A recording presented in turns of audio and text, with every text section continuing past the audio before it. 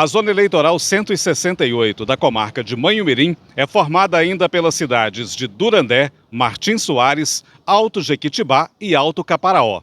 São, no total, 144 sessões eleitorais nas 5 cidades e 42.793 eleitores. Somente na cidade de Manhumirim são 59 sessões eleitorais e 17.140 eleitores. Para o dia da votação, foram feitas algumas mudanças em relação a locais de funcionamento de sessões eleitorais em Manhumirim. Algumas sessões da zona rural foram transferidas para uma escola na cidade, como explica Celso Galdino Vaz. As sessões que funcionavam lá na escola do Poço Fundo, na zona rural, e lá na escola do Pirapitinga, também da zona rural, vão funcionar aqui na escola Carolina Júlia Pereira, aqui no Manhumirim, aqui próximo mesmo ao cartório eleitoral. Por quê? Porque nesses locais as escolas foram desativadas e não tinham condições de abrigar uma sessão eleitoral, inclusive sequer tinham energia elétrica, sequer tem energia elétrica. Então essas sessões foram removidas aqui para o Carolina Júlia.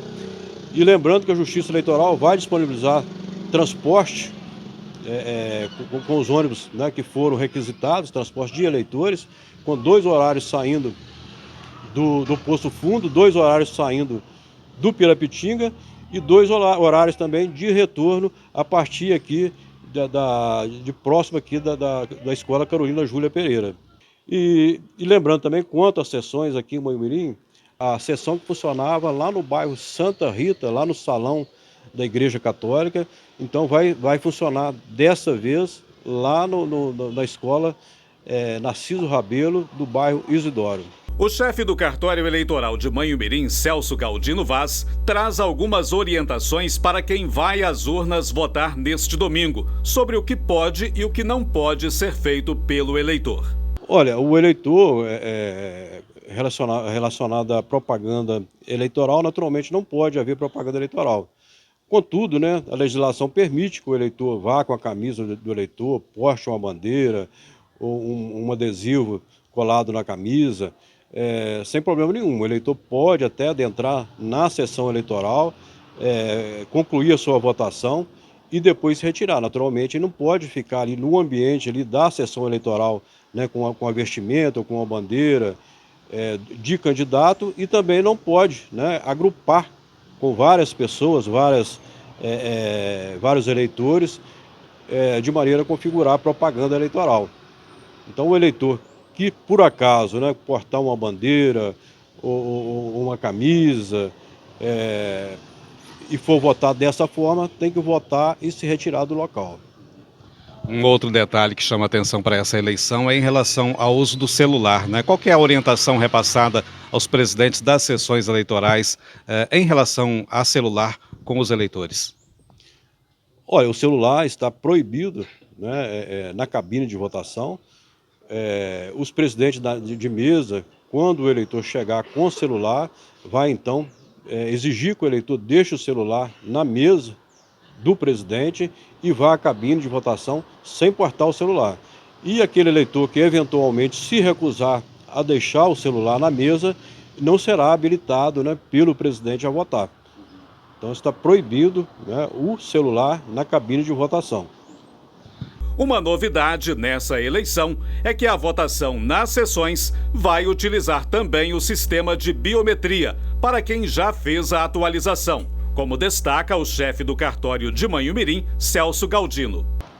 Olha, este ano a expectativa é que a votação demore um pouquinho mais, exatamente por causa do uso de biometria, né? Então, as pessoas que cadastraram a biometria no cartório vão usar essa biometria para se identificar, e também aquelas pessoas que não fizeram a biometria no cartório, mas tiveram a biometria importada de outros órgãos públicos, como por exemplo o Denatran, né? Então essas pessoas vão votar obrigatoriamente com biometria.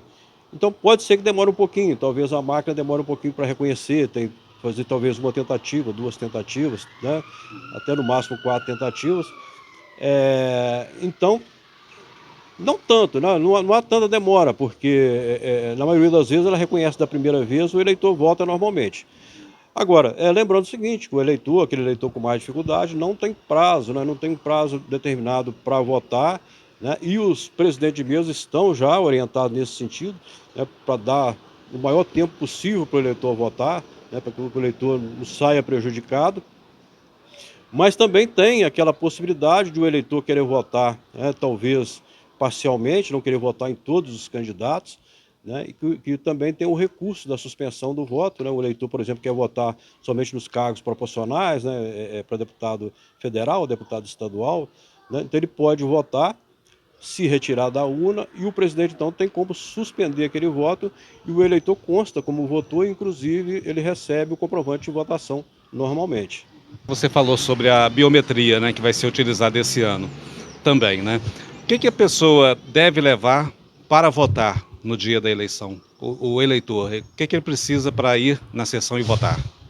Olha, o eleitor deve levar um documento com foto, né, um documento oficial com foto, seja a carteira de identidade, a carteira de trabalho, o passaporte, né, e se ele tiver o título, né, para localizar a sessão dele, leva o título também. Se ele não tiver o título, mesmo assim, com o documento oficial de identidade, ele pode votar.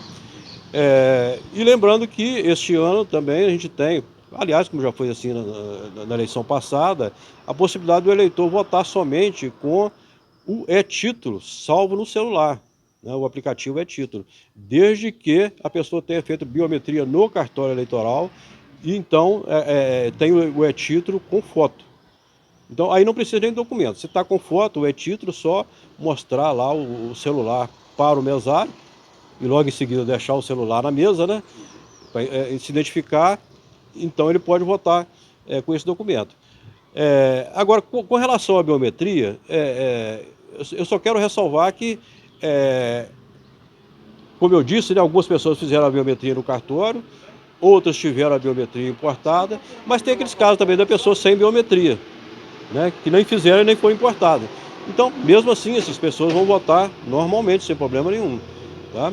E lembrando também que a biometria importada, no caderno de votação não tem a foto, só tem somente a informação que aquela biometria, que o eleitor tem biometria, porque aquela biometria foi importada. Os eleitores que precisarem poderão ser ajudados no momento do voto na urna eletrônica, mas com algumas exigências, como destaca Celso Galdino.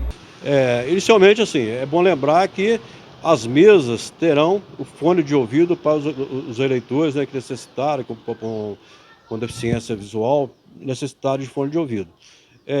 E as urnas eletrônicas também têm os teclados em braille, né, para facilitar para o eleitor. Agora, naturalmente, a gente sabe que nem todo mundo consegue votar dessa forma.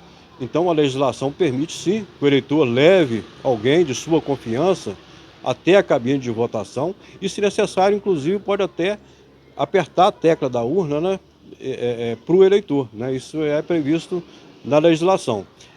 Agora, a gente ressalva sempre, né, que dentre essas pessoas que ajudam o eleitor, não pode ser quem trabalha na mesa, né, quem é ali dentro dos mesários, ou mesmo aquela pessoa ali que está trabalhando de coordenador de acessibilidade, e tampouco pode ser algum dos fiscais que estiverem ali na sessão. Essa pessoa tem que ser trazida pelo eleitor de casa, né, ou da rua, uma pessoa de confiança, seja um parente, seja um vizinho, um amigo, né, para que então leve essa pessoa lá.